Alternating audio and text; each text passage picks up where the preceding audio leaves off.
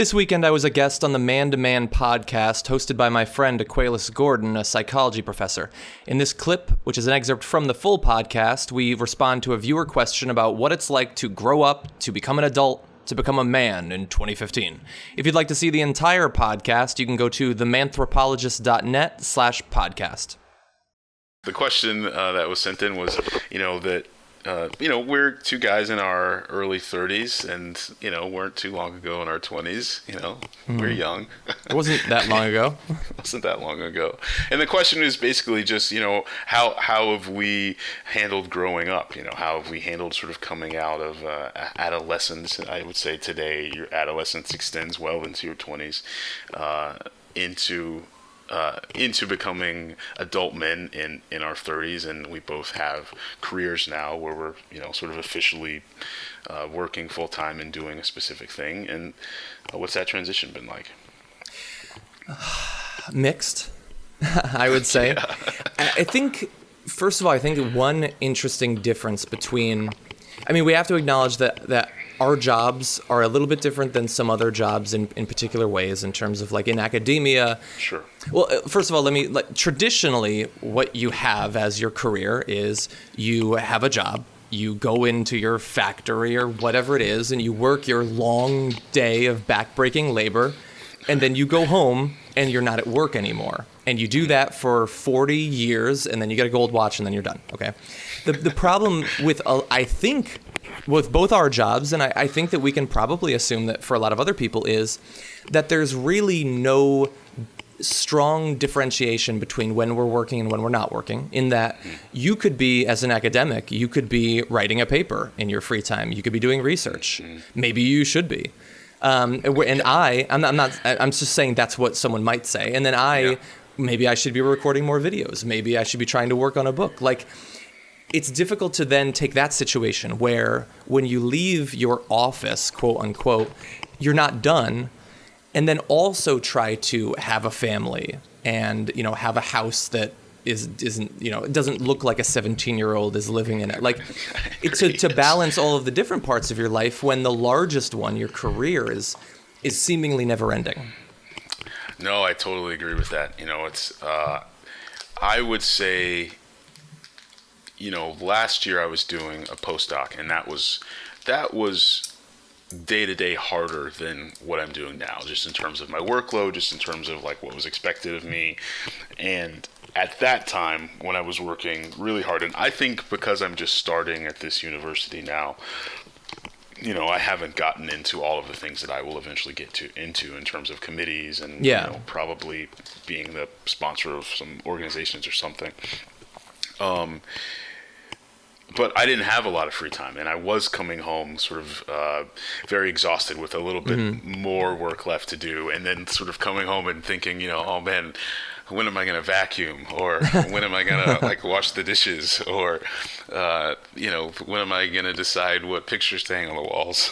Exactly. All of that stuff does sort of feel like, you want to have some separation, and you understand that there is theoretically separation, but they sort of bleed into each other, and your work at least bleeds into your home life. And it becomes hard to kind of find the time to do those things.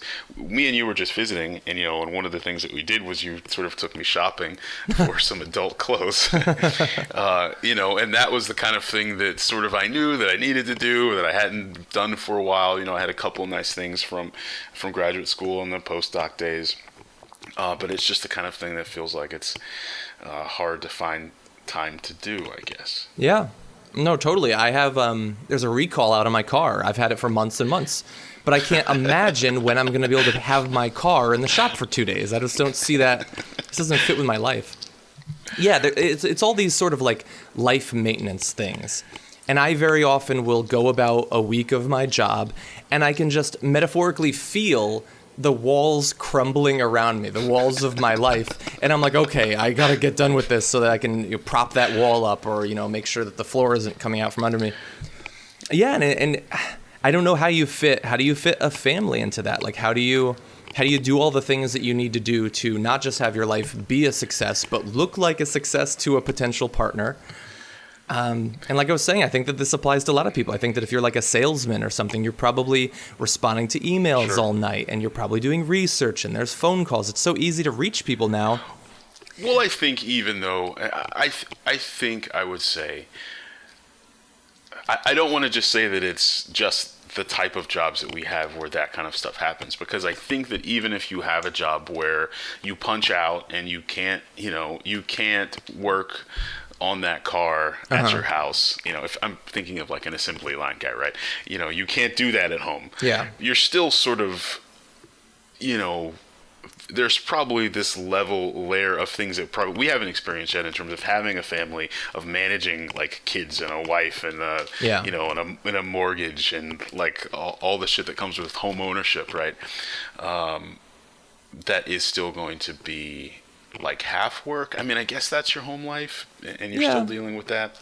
I don't know. I think that one other complication is we've had this conversation. I mean, we've known each other for 8 years. We've had this conversation probably 100 times.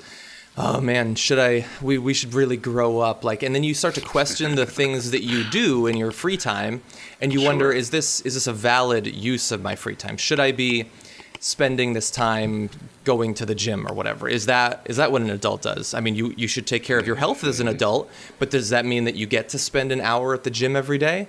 Is that a good use of your time? Right. We play games and stuff like that, and we're frequently told, less so every year, but we're frequently told that that's what kids do. We shouldn't do that. And yet that's our entertainment. That's our art that we consume. Sure. Maybe my father might have gone to a bar or watched TV. Is what we do in our free time less constructive, less adult? Sure. I don't know. Well, I think I'm reading this book. I don't want to go off on it too much, but I'm reading this book. It's a pretty old book. I think it was written in the 80s. It's called King, Magician, Warrior, Lover. And it basically just talks about those being kind of the 4 different archetypes of manhood, at least, not adulthood, but manhood in this case. And that we don't really get those passed down to us as much anymore. And I'm saying that because I feel like what we're talking about is beyond just the sort of external, when do I go shopping for adult clothes, and when I do, what the fuck do I buy? But also kind of the internal, am I an adult now? Can I claim that? What does that mean? Should I feel comfortable having people call me sir? And like directing people like an adult would. All of that kind of that internal stuff. Yeah, we don't have necessarily like a ceremony where, now I have my adult name, or I've been handed a sword. Now I'm an adult. I kind of wish that we did have that. And so, look, really fast. I feel very often like I am not serious enough about my life. I'm not, like, I know you're supposed to have a family and get kids and all that, and I should really prioritize that. And yet, at the same time, I went off to Texas to do academia. I ended up leaving it, but I now live in California on my own, nowhere near any of my family. I have a job where I'm financially secure.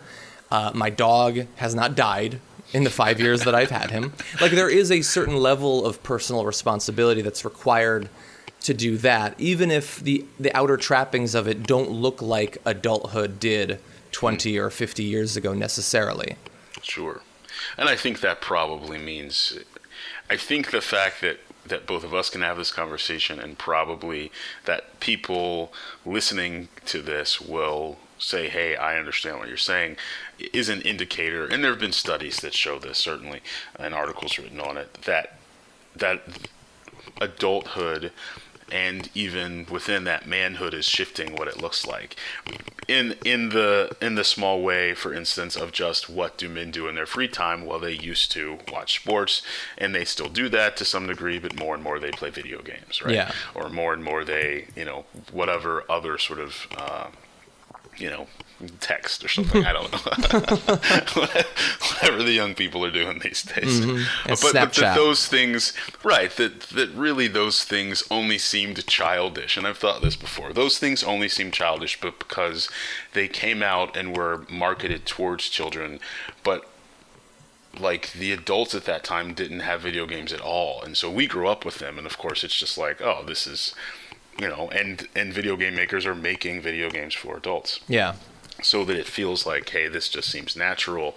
And so adulthood is going to look different than it did 30 years ago. They make cartoons now. I mean, cartoons long time ago used to be for adults, but they're mostly known for being with children. But now, again, they've made cartoons for adults. I mean, The Simpsons did that, 20 years ago, but it's been continued in terms of blah, blah, blah. Where some of the biggest shows are cartoons now. Right, and nobody bats an eye to 40-year-old watching Family Guy. It's just like, Yeah, no, I think, look, like I said, it is changing. I think that people are becoming more accepting of it simply because it is so massive, gaming and all that they have to. But, I mean, like at some point we need to be willing to just say people who say that it is somehow an inferior experience to play a game collaboratively with your friends where you're actually doing something, that is somehow inferior to sitting and watching the Kardashians, they're wrong.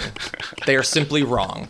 And as a supplement to that, and this is not just a thing of women, because more and more women are playing video games, but it is still kind of a male thing, the online games, to say that is not what men should do or that it's not masculine. They are wrong. Men are proving with their preferences and how they spend their time, no, this is a way that we express ourselves and compete and come together and collaborate. This is what we do now. Get used to it. Yeah, and I think that's important to note just in general, right, is that masculinity and any of those kind of like social descriptors, and that's kind of a biological one, but in this way we mean social, are self-defined, right? It's not like somebody hands down a list of masculine approved activities. Masculine means that's what the men are doing, right? And so if what we're doing, if men are playing video games, then it's it's fine. Yeah, it's an adult man activity. Yeah, I'm sorry if Halo is not made by Chevrolet. But this is what we're working on now. It may soon be, I can imagine, a Chevrolet Halo Warthog edition, yeah. Or a Halo Chevrolet edition. I'd drive that truck. So I hope you enjoyed that sample of the Man to Man podcast. There's a longer section where myself and Quay, we talk about Trump's chances in the Republican nominating process. We talk about the legacy of Reagan, taxation, business regulations, a lot of hard politics, and some other stuff as well. And in other parts of the podcast, Quay discusses some interesting stuff going on in society and answers more questions. Again, if you'd like to see that, you can go to themanthropologist.net/podcast or search for the Man to Man podcast on iTunes. Thanks for listening.